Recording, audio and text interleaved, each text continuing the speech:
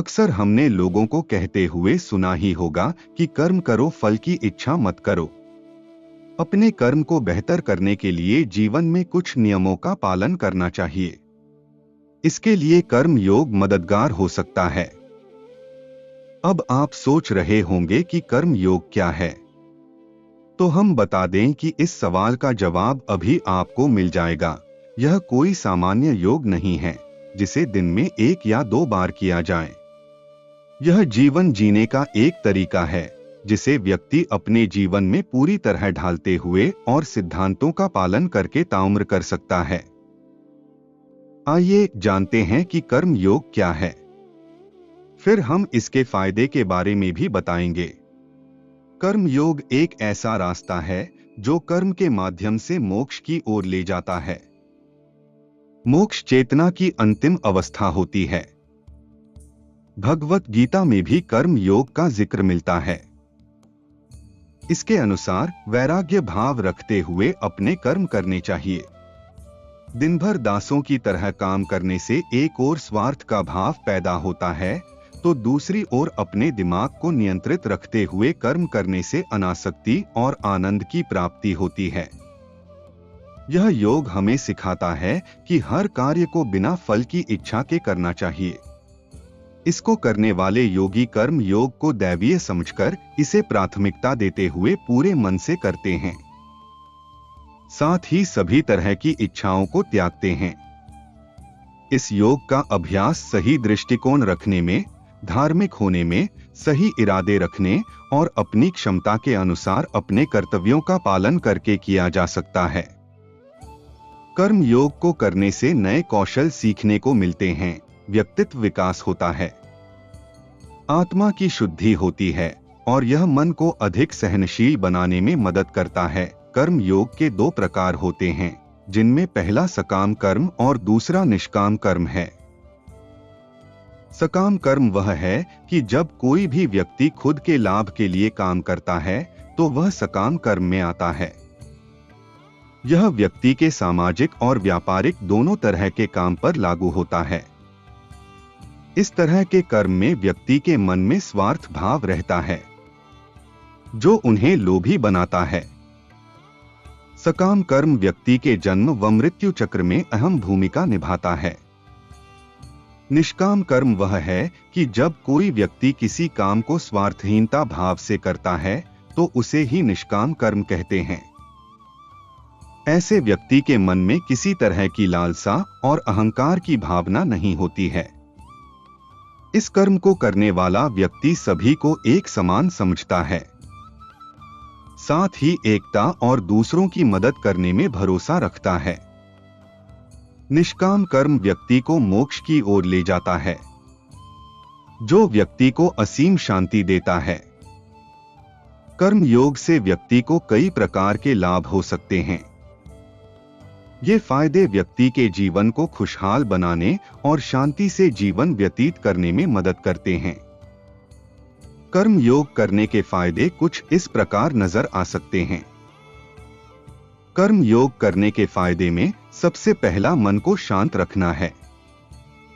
दरअसल इस योग को जीवन में लागू करने वालों के मन में कभी भी दूसरों के प्रति बुरे ख्याल नहीं आते हैं और ना ही उनका मन अपने काम को लेकर विचलित होता है।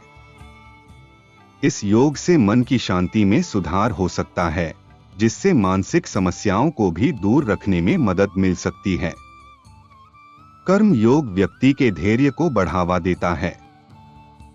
इस योग के दौरान व्यक्ति को कई ऐसे काम करने होते हैं जिसके लिए उन्हें ज्यादा धैर्य रखना पड़ता है।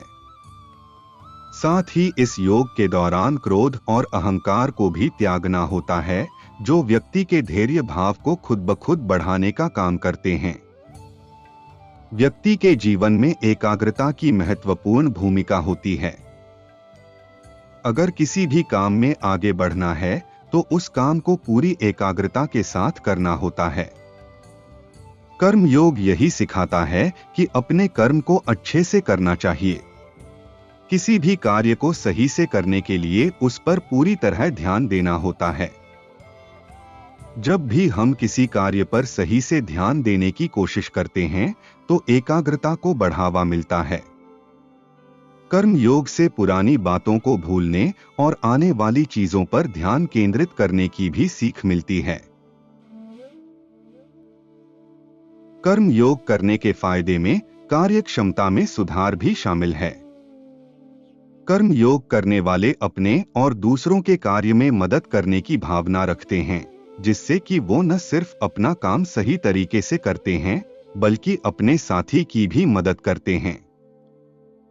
इससे व्यक्ति के कार्य करने की क्षमता बढ़ सकती है। कर्मयोगी का अपने काम के प्रति सकारात्मक विचार होता है, जो उनके मन से हर तरह की नकारात्मकता को दूर कर सकता है। इससे व्यक्ति को जीवन में सफलता की प्राप्ति होती है, क्योंकि कर्मयोगी अपनी विफलता को भी सकारात्मक तरीके से लेते हैं और उस काम के लिए दोगुनी मेहनत करते हैं। सकाम कर्म और निष्काम कर्मयोग क्या है, जानने के बाद इसके सिद्धांतों को समझना भी जरूरी है। कर्म योग के मार्ग को अपनाने वालों को इन सिद्धांतों का पालन करना होता है। कर्म योगी को अच्छी सोच रखने की जरूरत होती है। उन्हें हर व्यक्ति और काम के प्रति अच्छा विचार रखना होता है। व्यक्ति को अपना काम करते समय प्रेम भाव और अच्छा रवैया रखना चाहिए। किसी भी व्यक्ति के जीवन, परिवार या किसी अन्य काम के प्रति खराब सोच नहीं रखनी चाहिए। किसी भी काम को लालच और बुरे उद्देश्य से नहीं करना चाहिए। हर काम के प्रति मन में साफ ख्याल होने चाहिए। साथ ही उस काम से किसी तरह के लाभ का विचार मन में नहीं आना चाहिए। अगर कोई किसी की मदद करता है तो बदले में किसी तोहफे की इच्छा न रखें। कर्म योग को जो भी अपनाना चाहता है, उन्हें अपने हर कर्तव्य का निर्वाह करना चाहिए। वह किसी भी काम को बहाना बनाकर नहीं छोड़ सकते। कर्म योगी को हर काम के प्रति लगन और निष्ठा रखनी होगी और उसे उसके मुकाम तक पहुंचाना होगा। एक कर्म योगी को अपने हर काम में पूरी लगन दिखानी होगी। किसी भी कार्य में कोताही कर्म योगी के सिद्धांत के खिलाफ है। इससे काम का अच्छा परिणाम मिलने में मदद मिलती है। निष्काम कर्म योग करने वाले अपने कार्य के फल और परिणाम दोनों के बारे में नहीं सोचते हैं। वो सिर्फ कर्म करने की भावना रखते हैं, उन्हें फल की लालसा नहीं होती है। ऐसे में अगर कोई कर्म योग को अपनाना चाह रहा है तो उन्हें अपने काम से मिलने वाले परिणाम की चिंता करना छोड़ना होगा। कर्मयोगी को व्यक्ति ही नहीं बल्कि पशु पक्षी आदि की भी सेवा करनी चाहिए। कर्मयोगी किसी भी व्यक्ति और जीव जंतु में भेदभाव नहीं करते और सभी के प्रति सम्मान और प्रेम भाव रखते हैं। कर्म योग का सबसे महत्वपूर्ण सिद्धांत अनुशासित रहना है। जो भी व्यक्ति इसे अपनाता है, उन्हें अनुशासन का पालन करना होगा। उन्हें सरकारी कानून हो या घर के नियम किसी को भी भंग नहीं करना होगा। इन सभी सिद्धांतों का सही से पालन करने वाला ही सच्चा कर्म योगी कहलाता है। व्यक्ति को इसी जीवन में स्वर्ग और नरक दोनों का अनुभव होता है। जो व्यक्ति जैसा कार्य करता है वैसा ही फल पाता है। अपने जीवन को अच्छा और महान बनाने के लिए आप कर्म योग को अपना सकते हैं। हमने सकाम और निष्काम कर्मयोग क्या है, दोनों से जुड़ी जानकारी को आपको बखूबी समझाया है। अब आप कर्म योग करने के फायदे जानकर इसे अपने जीवन का हिस्सा बनाने व न बनाने का फैसला ले सकते हैं।